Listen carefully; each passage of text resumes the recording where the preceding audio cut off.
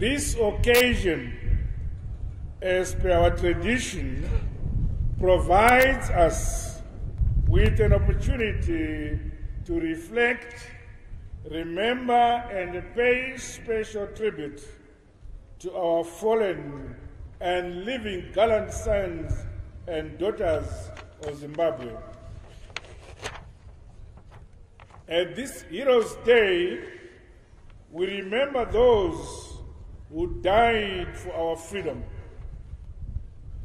We remember those who paid the supreme sacrifice which guaranteed our independence and sovereignty. We remember all those comrades, our brothers and sisters, mothers and fathers, who took the fate of this nation into their hands.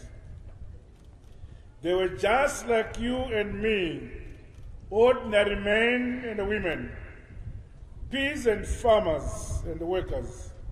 Some were professionals of note, young and old, from all villages and towns, who put the love for their country and the collective national good ahead of everything else. Some of the heroes we are remembering today lie in various places in the country, others in unmarked graves and non-graves alike, within and outside our borders.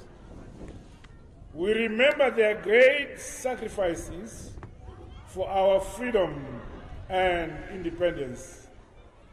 Their selfless dedication, self-sacrifice, and heroic determination will forever be cherished in our memories for generations to come. We treasure both our living and departed heroes and heroines of the liberation struggle, whose tears, blood, and sweat laid a solid foundation upon which both current and the future generations of our people will build upon as we pursue the dream of a Zimbabwe we all want. It took a protracted struggle to reach where we are today. Some were executed, others jailed, detained without trial, and yet others were confined to restriction, all for the love of our beloved Zimbabwe, yet remained consistent, persistent, and resolute. As I stand before you today, therefore, I see a nation of heroes, a nation of warriors, a nation of peacemakers.